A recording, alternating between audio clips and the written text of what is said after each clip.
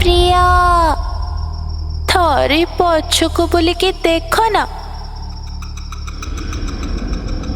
प्रिया ओ प्रिया पछको बुलिकी टिके देख ना।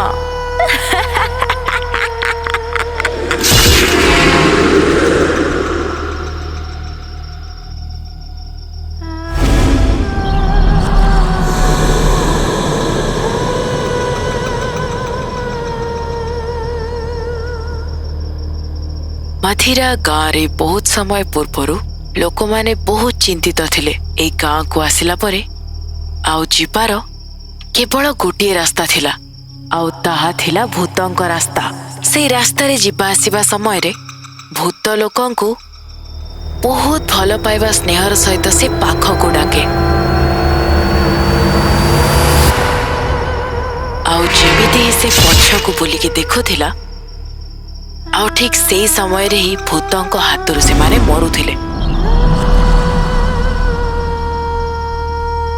सेथिपाई केही भी से रास्ता दे जिबा आसिबा करुनथिले। गाँवर सबु लोक बहुत कठिन परिस्थिति रे बंचुथिले। एतिकिरे गोटिए दिन आउ केते दिन आगरू ही गाँव रे केते लोक मरी छंती।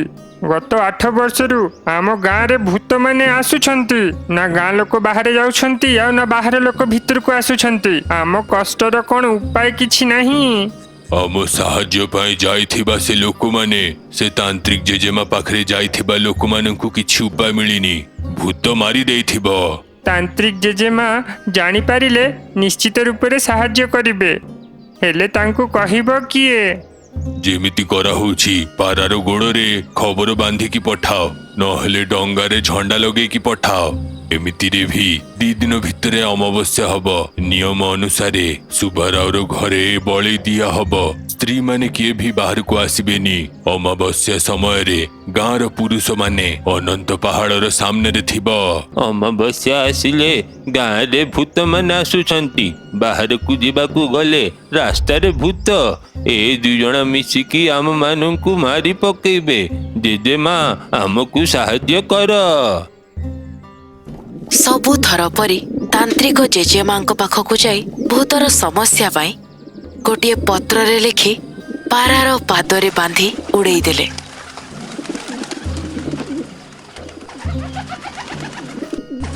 गोटे नौका रे गोटे पताका दे सेथिरे सबु समस्या लिखि नदी भीतर को छाड़ी देले।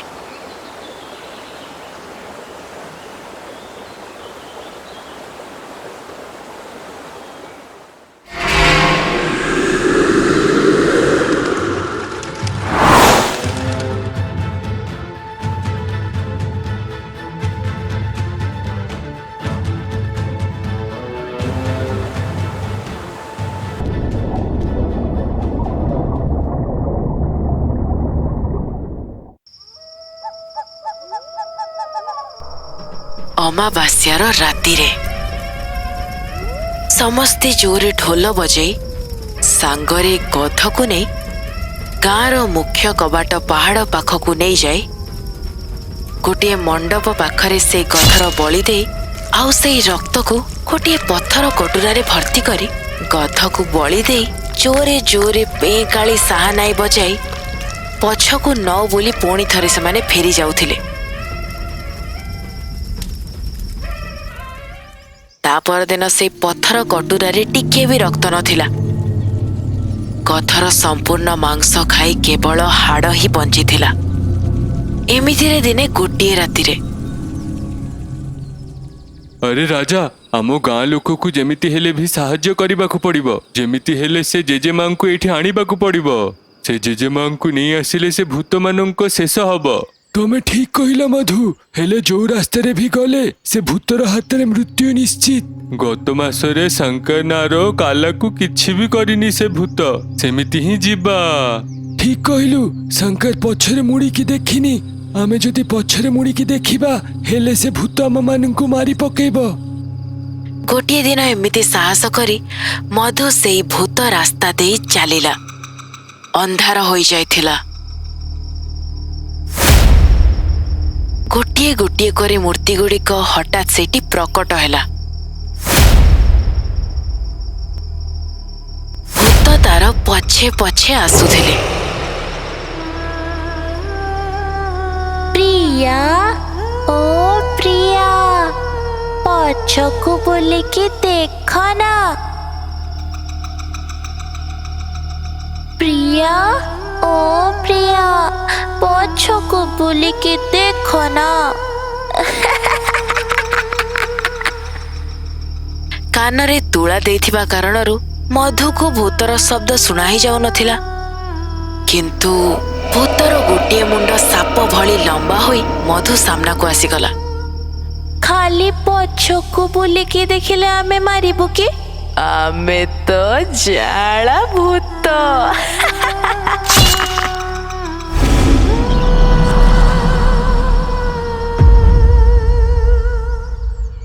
ତା ପରଦିନ ରାଜା କହିବା ଅନୁସାରେ ମଧୁ ବିଷୟରେ ସମସ୍ତଙ୍କୁ କଥା ଜଣାପଡ଼ିଲା। ଗୋଟିଏ ସପ୍ତାହ ବିତିଗଲା ପରେ ବି ତାନ୍ତ୍ରିକ ଜେଜେମା ଆସିଲେନି।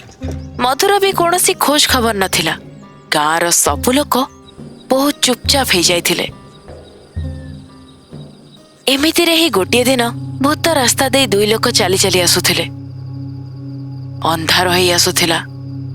ରାସ୍ତାରେ କିଛି ବିଚିତ୍ର ମୂର୍ତ୍ତି ମଧ୍ୟ ପ୍ରକଟ ହେଲା। ବହୁତ ଭୟଙ୍କର ହସ ବି ତାଙ୍କୁ ଶୁଣାଗଲା।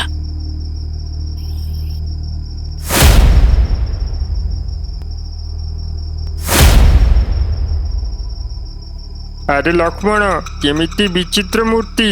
ଭାରି ଡର ଲାଗୁଛି ରେ ଭାଇ। ତା ଉପରେ ଭୟଙ୍କର ହସ।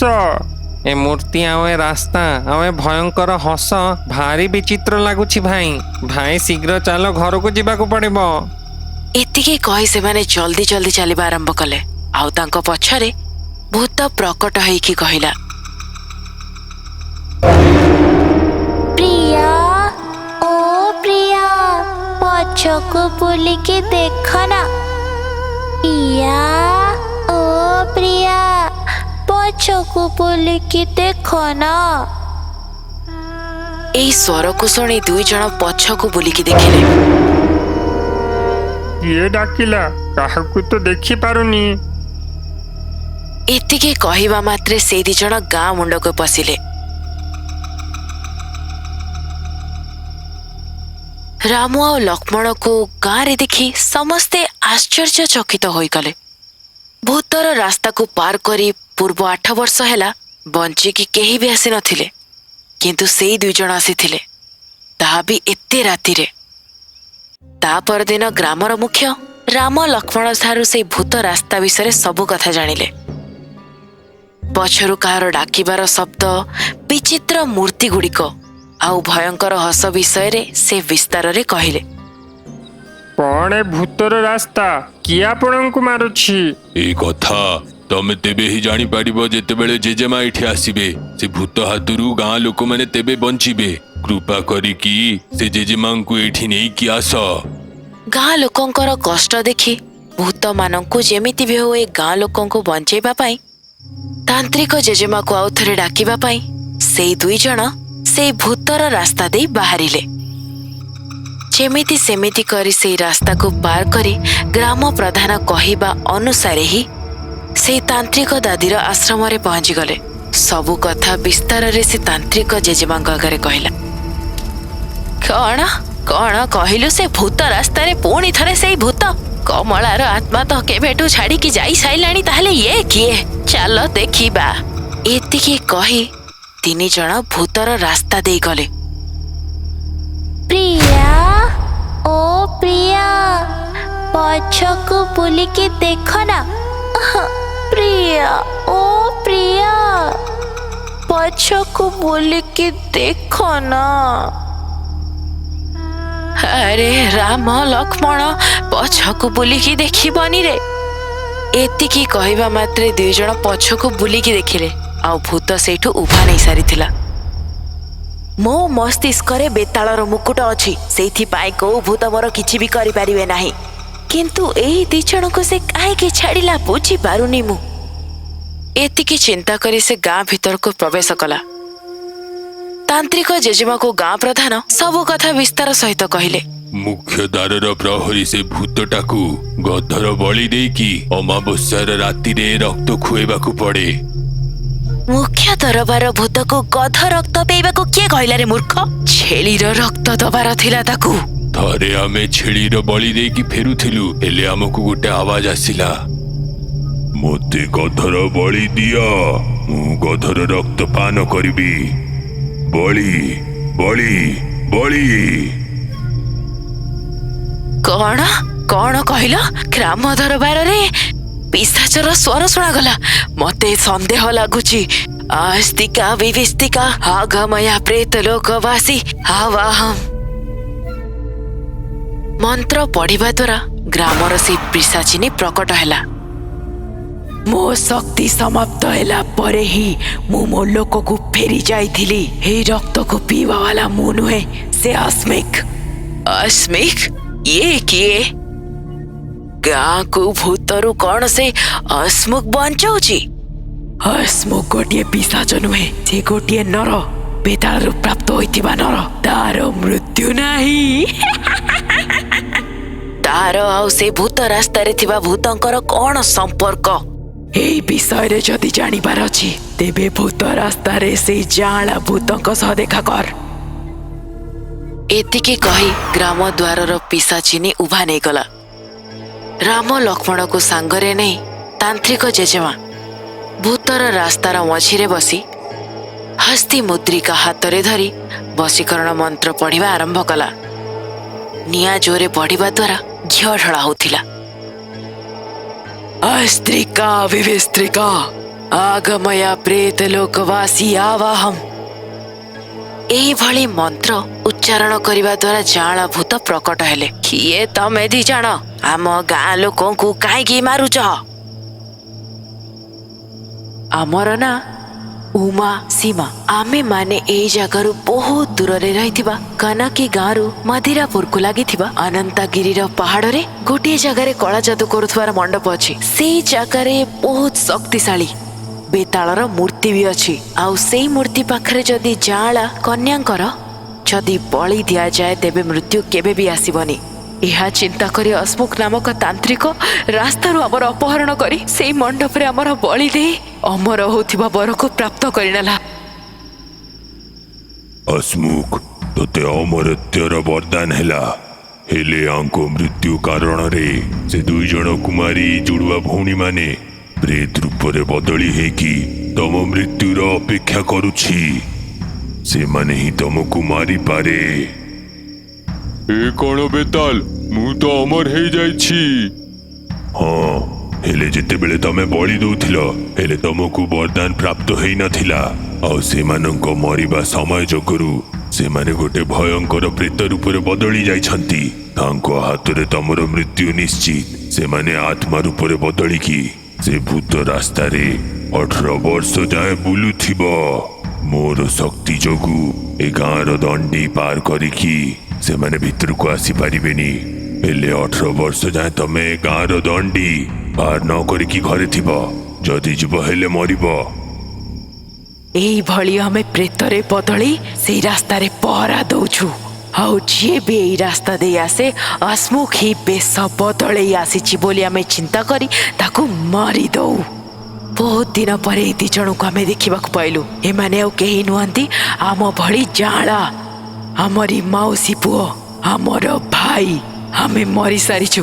ଏଇ କଥାରୁ ଅଜଣା ହେଇ କାଁ କାଁ ବୁଲି ବୁଲି ଇଏ ମଧିରା ଗାଁରେ ଆସି ପହଞ୍ଚିଗଲେ। ତମମାନଙ୍କୁ ଆତ୍ମା ଶାନ୍ତି କେମିତି ମିଳିପାରିବ? ତାକୁ ମରିବାକୁ ହବ, ସେ ଅସ୍ମୁକକୁ ମରିବାକୁ ହବ।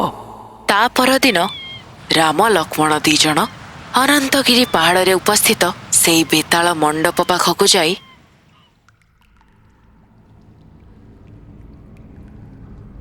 ବେତାଲ, ତମେ ଭାରି ଶକ୍ତିଶାଳୀ। ଏତ ଜାଣିକି ଆମେମାନେ ଦୂରରୁ ସେ ଭୂତ ରାସ୍ତାରୁ ଭୂତମାନଙ୍କୁ ମାରିକି ଆମେ ତମ ପାଖକୁ ଆସିଛୁ। ବରଦାନ ଦିଅ ବେତାଲ। ସେମାନଙ୍କ ଦ୍ୱାରା ଏତିକି କହିବା ମାତ୍ରେ ସେଇ ଗୁମ୍ଫାରୁ ଅସ୍ମୁକ ବାହାରକୁ ଆସିଲା। କଣ କହିଲୁ? ସେ ଭୂତ ରାସ୍ତାରେ ଭୂତମାନଙ୍କୁ ମାରି ପକେଇଛୁ? ହଁ, ମାରି ପକେଇଲି। ମୁଁ ଶୁଣୁନି। ସେ ଭୂତ ପାଖରେ ଏବେ ବି 10 ବର୍ଷର ଆୟୁ ବାକି। ସେମାନେ ସେ ରାସ୍ତାରୁ ଗୋଟେ ପୋକକୁ ବି ଯିବାକୁ ଦଉନାହାନ୍ତି। ମୁଁ ରୂପ ବଦଳିକି ଯାଉଛି ଏଟା ଭାବିକି ସେ ଲୋକକୁ ମାରୁଛି। ସତରେ ଅସ୍ମୁକ, ଆମେ ସେ ତାନ୍ତ୍ରିକ ଜେଜେଙ୍କୁ ସାହାଯ୍ୟ ନେଇକି ସେମାନଙ୍କୁ ଭସ୍ମ କରିଦେଇଛି। ଯଦି ବିଶ୍ୱାସ ହଉନି 3 ଜଣ ଏକା ସାଙ୍ଗରେ ଯିବା। ଏତେ ଭରସାରେ କହୁଛ, ହେଇଥିବ। ଚାଲ ଯାଇକି ଦେଖି ଆସିବା। ଏହା ଚିନ୍ତା କରି ତାଙ୍କ ସହିତ ମିଶି ଭୂତର ରାସ୍ତା ଆଡ଼କୁ ଚାଲିଲା। ତାଙ୍କରି ବଳି ଦେଇଥିବା ଆତ୍ମାକୁ ସମ୍ପୂର୍ଣ୍ଣ ରୂପେ ସେଠି ମାରିଦେଇ ନିଜ ପ୍ରତିଶୋଧ ପୂରଣ କରି ପବନରେ ସେ ଲୀନ ହୋଇଗଲେ। ଭୂତର ରାସ୍ତାକୁ ଭୂତଙ୍କ ପ୍ରକୋପରୁ ବଞ୍ଚାଇବା ପାଇଁ ରାମ ଲକ୍ଷ୍ମଣକୁ, ତାନ୍ତ୍ରିକ ଜେଜେମାକୁ, ସମ୍ପୂର୍ଣ୍ଣ ଗାଁ ଲୋକ ଧନ୍ୟବାଦ ଜଣାଇଲେ। ବଢିଆ, ତୋର ମୃତ୍ୟୁ ନିଶ୍ଚିତ। ମୋର ହାତରୁ ହିଁ ତୋର ମୃତ୍ୟୁ ହବ।